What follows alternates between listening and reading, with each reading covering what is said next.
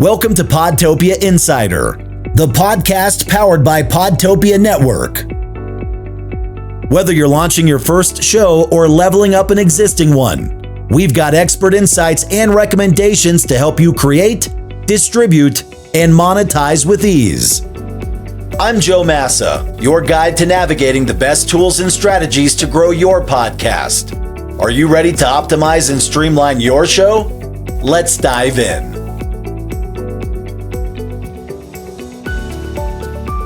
Hello, everyone. Welcome to another edition of Podtopia Insider, the podcast about podcasting, broadcasting, media, marketing, PR, everything in between. I've got another fantastic guest for you today. And this one I'm really excited about because this is a platform and a topic we don't usually cover, but hosting. Hosting is a big deal for podcasting. And with me today, I have the head of relationships at RSS.com. They're one of the leading podcast hosting and publishing platforms. They do media, marketing, and podcasting. He's a veteran that's done that for years. He's now helping creators grow, monetize, and scale their shows, which is exactly what this show is all about. He's also a frequent guest on podcast. He made some time to be on Podtopia Insider today. And today we're going to talk about everything from building relationships in media to workflows in podcasting, PR strategies, and things that really work. Please welcome to Podtopia Insider, Mr. Greg Wasserman. How are you today, sir? And the crowd goes wild. I'm great, man. What an intro, right? No, it's great to have you. I know when we first connected a couple weeks back, that I really wanted to get you on here because we talk about things like content creation, marketing, how to do social media, but we don't really talk about your hosting platform and sort of what that can look like and how that can benefit your actual podcast. So before we get into RSS.com, let's go back a little bit to your early career. How did you get into media and marketing, and what brought you to podcasting specifically? So I started in media thinking I was going to be in the agency side. You know, young little whippersnapper in college, marketing degree from Chicago. So New York, Chicago, LA, your top three markets. And I'm like, all right, I'm going to move back home and get into advertising at an agency there. Cards didn't happen that way, stayed out in LA and ended up getting into the sales side with Yahoo. From there, I was at Yahoo for about 5.5 years before moving over to a couple other platforms. One got acquired by CBS, and that's where I started learning podcasting, doing the ad sales. This is 2016, 2017, where podcasting was from a media standpoint with the big companies like CBS, which is now Odyssey, just trying to understand that. And I gravitated towards it. Fast forward a number of years, I ended up working for a startup that acquired apps, and 3 of the apps in our portfolio were in the podcast space. So day one, founders like, go figure this out. And that's the rest is history. From there, I ran 3 listing platforms, built that into $1 million business. From there, went and worked for a startup in the content repurposing engine space, Cast Magic, and then ended up here at RSS.com. So I'm about 5 years steady into the podcast ecosystem, and pretty soon I'll be launching my own. So I'll have another feather in the cap of learning the podcasting side. Yeah, it sounds like you've had a very weathered and storied history, much like a lot of us in the media and marketing world. You jump around and you never really kind of know where you're going to end up. But I keep finding people like you and myself, we all just sort of make it into the podcasting world. And I think there's a testament to that because the power of podcasting, it's such a powerful piece of your marketing funnel. And if you're not using it, if you're not utilizing it for your business or your brand, you're really missing out on a great opportunity because not only do you get to showcase your skills, your knowledge, and sort of become that thought leader in the space, you get to talk to great people like Greg, and you get to make relationships and partnerships with other companies and other thought leaders that maybe you're interested in, or it gives you a reason to reach out sometimes. Also, it's sort of an icebreaker. I can say, hey, I love what you're doing over at RSS.com. Would you be a guest on my show? Now we have an open dialogue and we get to then bounce business ideas back and forth. And I really love that about your role specifically with RSS.com. You're the head of relationships because that's so important. The networking is the biggest part of this. So what exactly does your role entitle as head of relationships with RSS.com? So my ethos is life is about time and relationships. I recently attended a a presentation by Robert Kraft, and he said the core for his entire being has been relationships. I'm like, all right, turn to my brother. I'm like, look, at least I'm not the only one that's saying this. And he's 85 years old and he's done pretty well, right? So it's all about relationships. And that's what I've loved about podcasting is the community itself, just how we were able to meet. You know, you reach out and saying, "Hey, we're in the same space. Let's go ahead and talk." And the ecosystem of podcasters are all about how do we help each other. So for me, my role here at RSS.com is first, how do I help our customers? How do I bring them in together as a community? Because for me, life is once again about time and relationships. And you're not just there to understand how to grow your show, how to produce a show. You're there in the way I created the community is to learn from each other, to create connections. Always thinking about how do we match people up. Whether you're an engineer, great, here's another engineer. You're in energy, well, here's another person that's got a podcast in energy. Collaboration is key, not just in the podcasting space. And then from there, I look at how do I get the brand of RSS.com out there? As you alluded to, most people don't think about hosting. And it's so true. I've been to Podcast Movement a number of times. And even though the hosting platforms are there as a vendor, you ask people like, oh, who do you host with? And most of them think like, I'm the host. I'm like, no, no, no. What platform do you host? I'm like, I don't know. And it's really interesting because without the host, where's your distribution coming from? Where's the upload? I think what statistically maybe 20% of podcasts are self-hosted, but most of them are run through a platform for like RSS.com, and we're the seventh largest, thousands of creators. So when you think about the importance of a host, my job is relationships to go out there and make sure people are thinking about RSS.com, but then also just connect with good people in the space. And how do we just continue to further the medium, because right now that's a core piece for what we're trying to do. Yeah, and I think a lot of people, they don't consider reaching out. Like podcasting is sort of gate kept. Like there's not enough room for everyone to make money or make waves in the space. But podcasting is booming. So I love how we connected. It was from another gentleman who hosts a show that joined my network. And then you reached out to me on LinkedIn and said, "Hey, you know Steve? I know Steve. We should talk." And it was that simple little gesture that then opened up this opportunity for us both to really expand into each other's networks. And you know, I host a show, several shows, but I work with 50 or 60 other shows.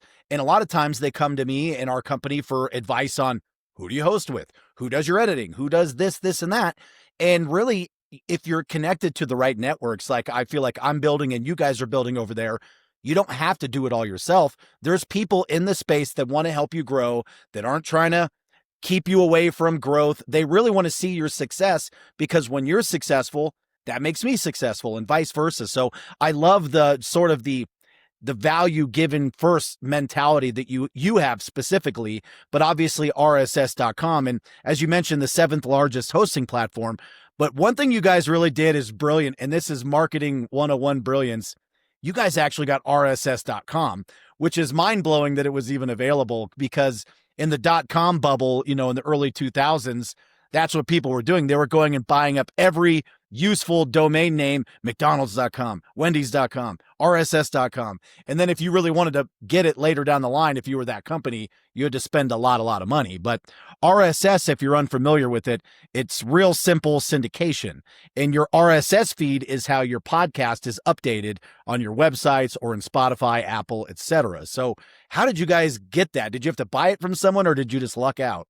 No, I mean they bought it from someone, so it was an acquisition. Okay. But I guess from what I gather, the financial wasn't as much as you would think. But it's funny when I go to non-podcasting events and I put on my name tag, you know, Greg, RSS.com, people stop me like, are you really a 3-letter domain? Like they're just blown away. Like they just want to ask all the questions about how did you get that?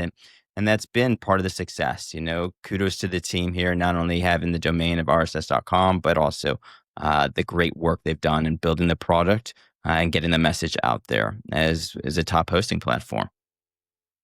And as a top hosting platform, people, what they don't understand is that you also have a lot of other valuable tools, not only for growth, but measuring your growth.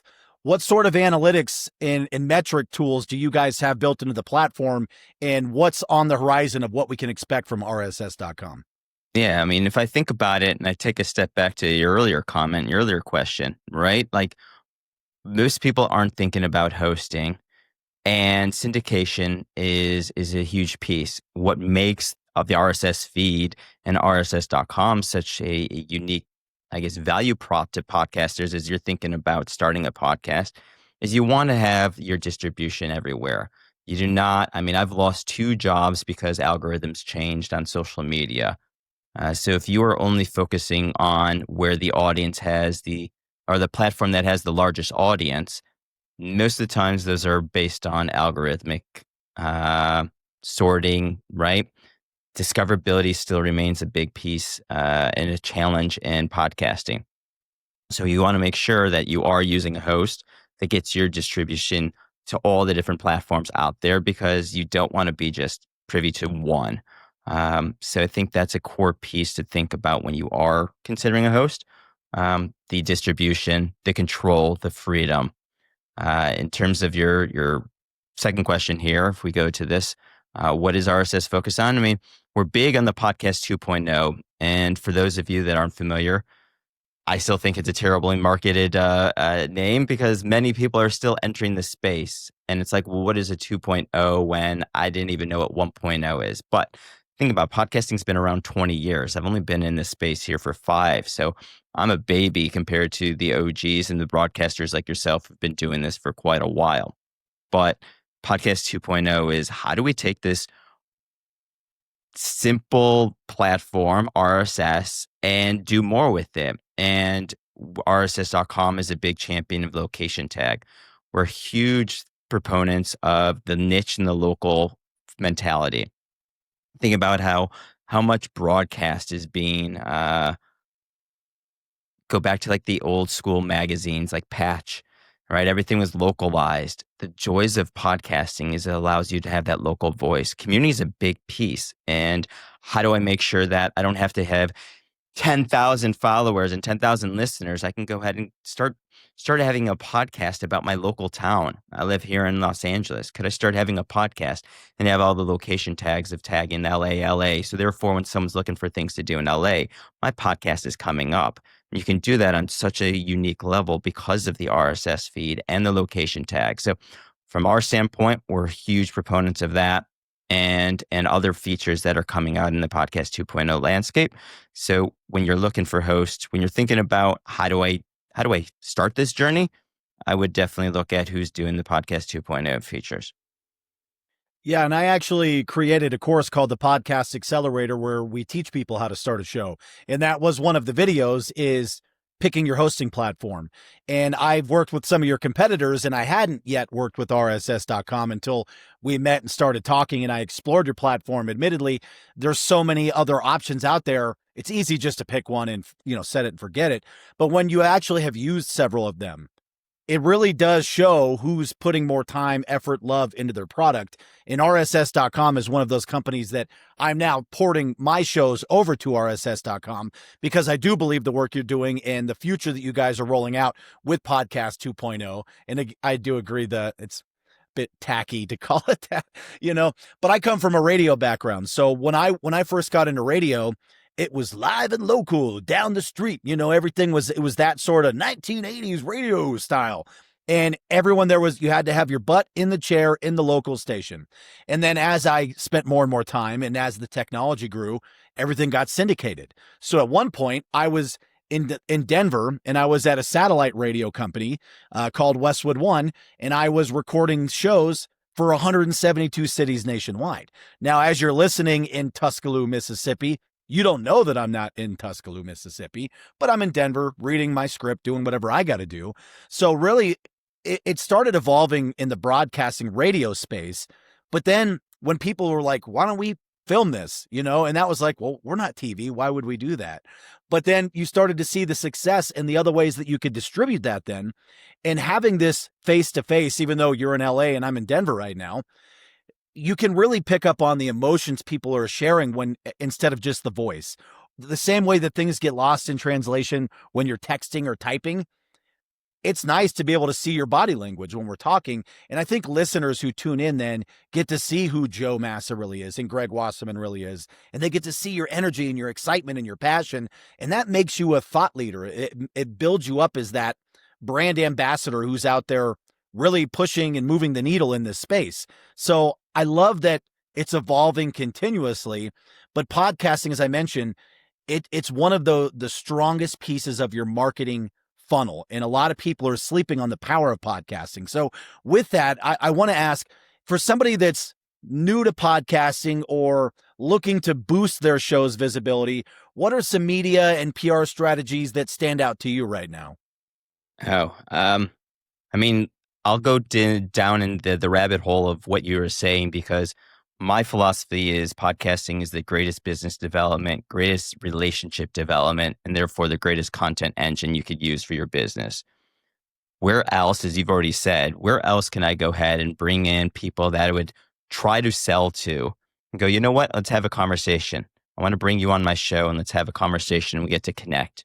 I'm not trying to sell you. I'm not trying to pitch slap you right then and there. It's ultimately, I want to build a relationship in a way that it feels natural. Because if I was going to go, hey, Joe, you're going to be, I don't know you. What are you trying to sell me? I'm like, I'm not trying to sell you. If I sold you, that'd be amazing. But the goal is ultimately, how do I come here?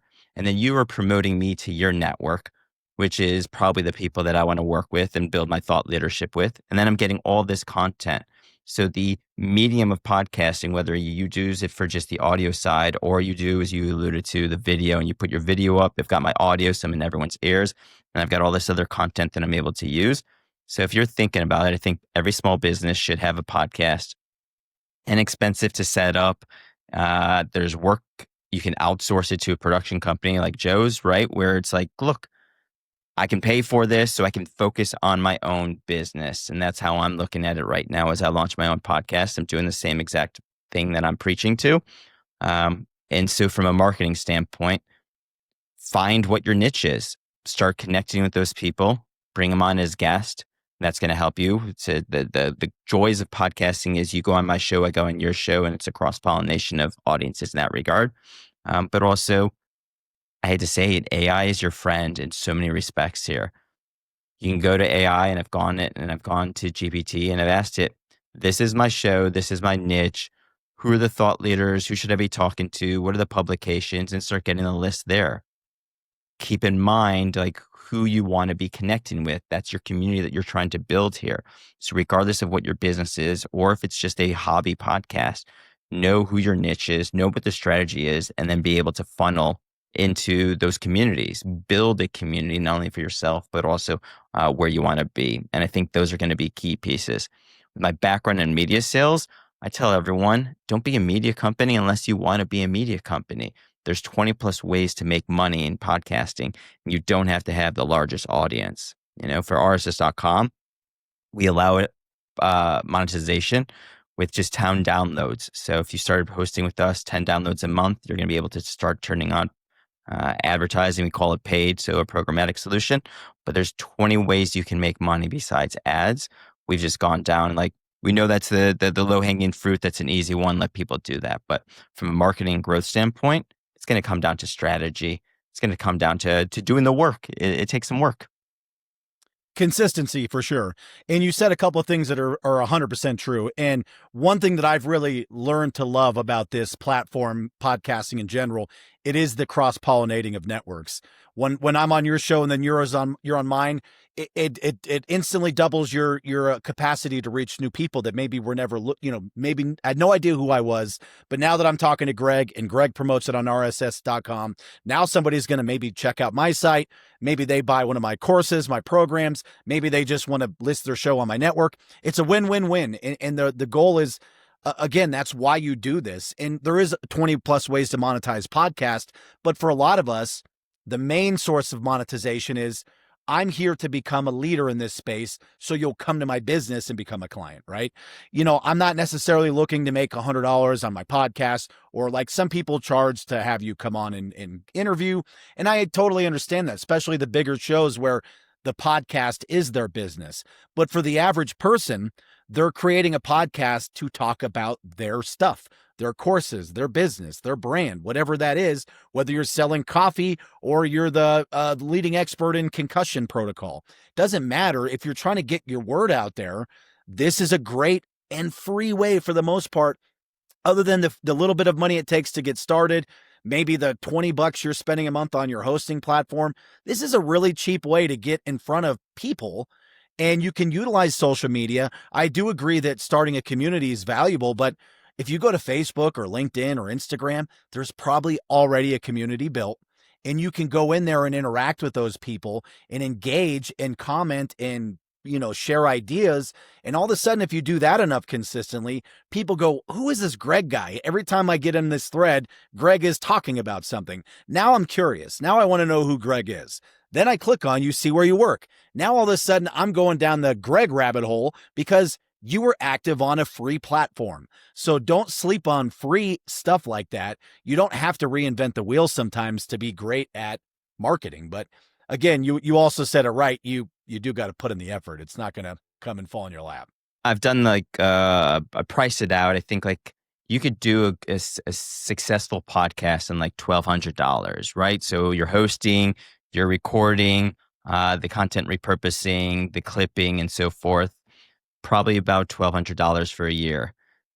If you're using that for business development, you're going to tell me, hold on, $1,200 a year to go ahead and generate a pipeline of leads and build out relationships with people that are probably knowing that you're going to call them or trying to sell to them.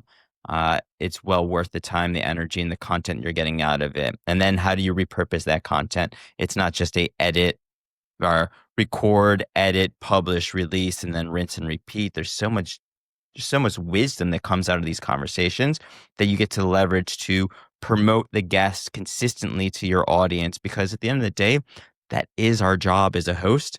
It is, how do we make our audience, how do we provide our audience with the value that they need? And that comes through the conversation and the connection that we're creating here through the podcast. So highly recommend, I can't say it enough, start a podcast. This is the greatest medium in that regard. And you're right, you do have to repurpose it. That's one of the things that we do teach in the course and that I talk to people regularly about. We've created programs specifically for this. Why would you take one single episode and just leave it there? When you could cut up into reels, you can have 5 or 10 reels from that episode. You can then take the transcripts and run it through an AI. AI is a really good, powerful tool. Take the transcript, throw it in ChatGPT or Claude and say, write me 5 blog posts out of this. Use keywords, SEO optimized keywords. Then you could take those blog posts and say, now turn this into 5 days of LinkedIn posts and give me ideas for graphics that could go with it.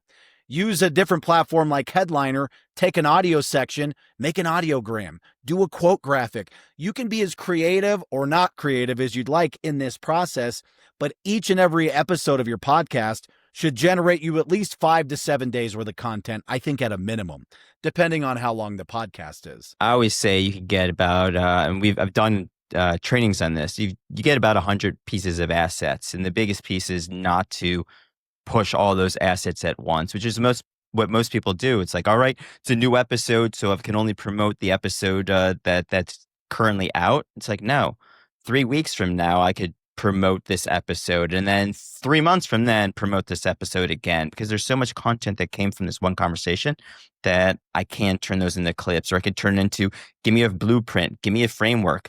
I got customers from my old company that turn them into poems, right? There's so many different things that I could do that I could repackage the content from here. Because remember, if you're posting it on social media, they're probably not, your entire audience is not seeing it. So I could literally take the same piece of content, post it 3 months apart, and probably know that there's a 20% of the people are seeing it again. But what are the probabilities? No one's going to go, Greg, I think you already posted this. It's like, yeah, no one's saying that. And so you're good to just repurpose it.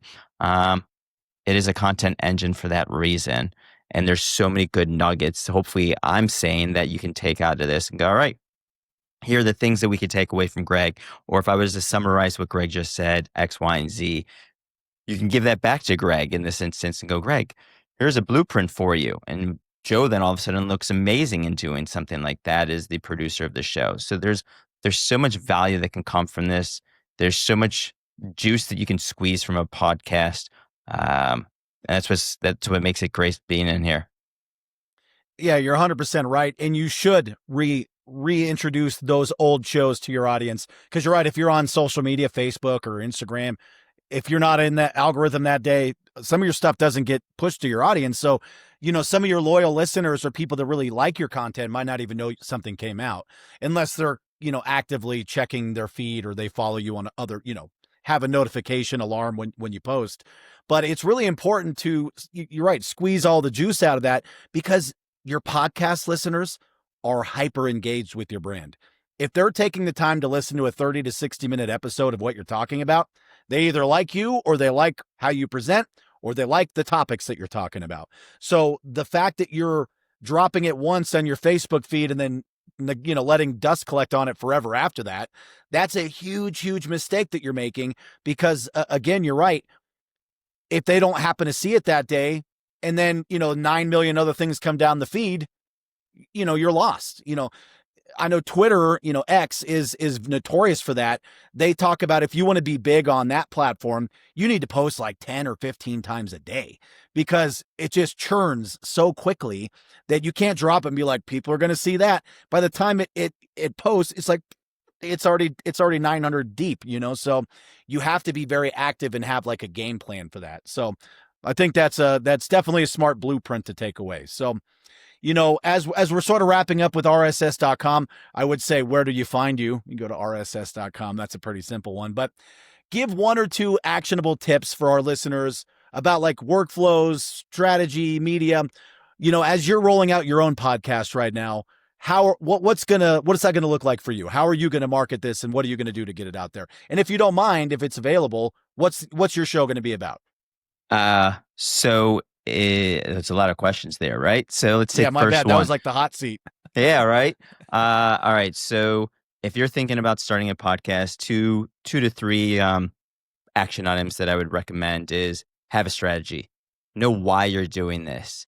If the answer to why you're doing this is I want to become a media company, meaning you want to make money by growing downloads and therefore getting sponsors and ads, then be truthful. That is the purpose you're doing it. If you're actually going like, no, that is a lot of work. I don't want to be a media company. And the reason you're doing this is not even saying hobby, but you're doing this because you're going to catapult this into a part of your business. You're going to make this your business. You want to elevate your know, like, and trust. If you consistently did this show for 3 years, it's going to open up doors for you. And the ROI is not about ads and sponsors, but the ROI is actually, I got on stages, I got into places that I never would be able to get into before.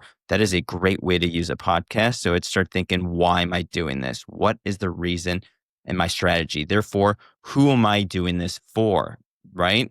The listener. So if I'm thinking about the listener, then therefore, what is the content that I should be putting out so that my listener would actually find value in what I'm saying? Or you're never going to have an audience, regardless if you're trying to be a media company or a brand that's just putting something out there. No one's going to want to listen. So always think about those two. What's your strategy and who's the listener? Your next question was around my own show and what I'm thinking about from that. So my show is going to be called Podcast Network Insights, and I'm going to be interviewing podcast networks leaders. And the reason this came about is there's so many podcasters that are always talking about how do I grow my show? How do I monetize? And so they think that the only way they could do that is by joining a network, strengthen numbers, but you don't understand what a network actually is doing. And if we think about it, you're an old radio guy. Networks have changed, they've evolved. And so if we look at what is a network now, that's part of the other question I want to tackle on the show is what is a network? Is it just a rep firm? Is it a management firm? Is it a community? Like what is a network? And therefore, for a podcast that I can start understanding, is this the right solution for me? I work in the industry and I still keep coming across people like yourself I've never met, networks I've never heard of. So I can only imagine a person who's not in an industry, who's trying to get in an industry or just starting their foot as a podcaster. Where do they turn to? So now at least I can have a resource of going like, look, you want to learn about how networks are operating? Here you go. And then from that standpoint, other networks, I network for a living. I try and live in a world that's less siloed, but we all live in a siloed world. So if I can be the conduit to going, hey, this is how network A is operating, this is how network B is operating, they can learn from each other, maybe collaborate. Who knows? That there's so much there. So for me, that is the decision of what I want to do and how I'm thinking about the value in podcasting. Because like your show, there's so many podcasts out there about podcasting. This one is going to be more about the business side, more about the understanding of there are options. You don't have to join a network, or this is the network you should be joining. These are the questions you should be asking. I love it. And to go back on the whole conversation we've had about cross-pollinating networks, when your show's up and running, I would love to talk about that, because this is a podcast for Podtopia Network, which is my company, the parent company. So, there is a lot of questions that people have. What do you do? What's involved if I join your network? Is there cost? There's a lot of variables, and it's different from network to network, but you're right. It is important to bring those things up and sort of differentiate what separates network number one and network number two. So always do your homework. But again, I think you said something really valuable early in the conversation. You don't have to just be in one place. You should be everywhere. If you want to get discovered, put yourself out on every platform that you can and really strive to do that. And a great partner for that is going to be RSS.com. I would also recommend finding Greg on LinkedIn, because I love your insights that you give. And I love how you do spotlights on shows. You do like the Greg's Monday podcast spotlight.